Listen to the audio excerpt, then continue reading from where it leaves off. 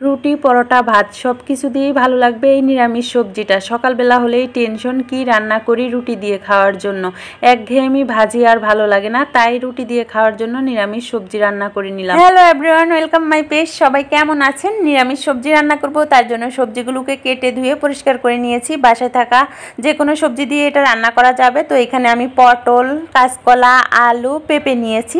প্রথমে কড়াইতে তেল গরম করে নিলাম, ওর মধ্যে জিরে ফোড়ন দিয়ে দিলাম, তেজপাতা দিলে আরও ভালো হতো, কিন্তু আমি শুধু জিরে ফোড়নটা দিয়েই করতেছি। এরপরে সবজিগুলোকে দিয়ে কিছুক্ষণ এটা ভেজে নিব, 10 মিনিটের মতো সবজিগুলোকে হালকা আঁচে ভেজে নিব। এরপর একে একে মশলা দিয়ে দিব। প্রথমে দিয়ে দিলাম কাঁচামরিচ ফালি, হলুদের গুঁড়ো, মরিচের গুঁড়ো, লবণ, ধনে গুঁড়ো। এরপর দিয়ে দিব আদা বাটা, জিরে বাটা। সমস্ত মশলা দেওয়া হয়ে গেলে আরও 2 মিনিটের মতো মিশিয়ে নিব সবজিগুলোর সাথে। এই সবজিটা মিক্সড সবজি বেশি ভালো লাগে, মানে 4-5 রকমের সবজি দিয়ে করলে বেশি মজা হয়। এরপর একটু জল দিয়ে ভালো করে কষিয়ে নিব আরও 10 মিনিট। ঢাকনা দিয়ে ঢেকে লো আছে 10 মিনিটের জন্য রেখে দিলাম। ঢাকনা খুলে নিলাম 10 মিনিট পর। এই যে সবজিগুলোটা অনেকটাই নরম হয়ে গেছে, সবজির সাথে মশলাটাও ভালোভাবে কষানো হয়ে গেছে। এখন সবজি থেকে তেলটা ছাড়তে শুরু করে দিয়েছে। এই পর্যায়ে দিয়ে দিব গরম জল, খুব বেশি একটা দিব না যেহেতু সিদ্ধই হয়ে গেছে অনেকটা সবজি। আর অল্প একটু জল দিয়ে ভালো করে নাড়াচাড়া করে ঢেকে দিব আরও কিছুক্ষণ। আর এই সবজিটা একটু শক্ত শক্তই বেশি ভালো লাগে, বেশি নরম হয়ে গেলে একটুও ভালো লাগে না। তো এর ভিতর যদি ডাটা দেওয়া যেত আরও একটু বেশি মজা হইতো।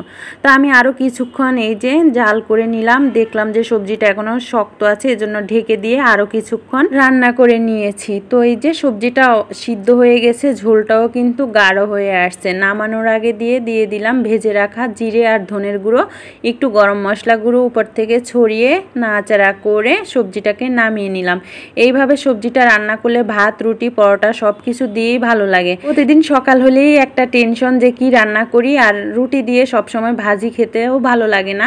মাঝে মাঝে যদি এভাবে সবজি রান্না করা যায় খেতেও ভালো লাগে, মুখের স্বাদের পরিবর্তনও আসে আর সবজির পুষ্টিটাও পেয়ে গেল। একসাথে বিভিন্ন ধরনের সবজি দিয়ে যদি এভাবে রান্না করা যায় খেতে কিন্তু ভালো লাগে। রুটি দিয়ে, পরোটা, ভাত সব কিছু দিয়েই কিন্তু এই সবজিটা ভালোই লাগে। কেউ চাইলে পেঁয়াজ রসুনও দিতে পারে, কিন্তু আজকে আমি পেঁয়াজ রসুন ছাড়াই নিরামিষ সবজিটা রান্না করেছি। সকালের নাস্তা রেডি করে নিয়েছি, রুটি আর সবজি। তো এই রুটি সবজি খেতে কিন্তু দারুণ লেগেছে।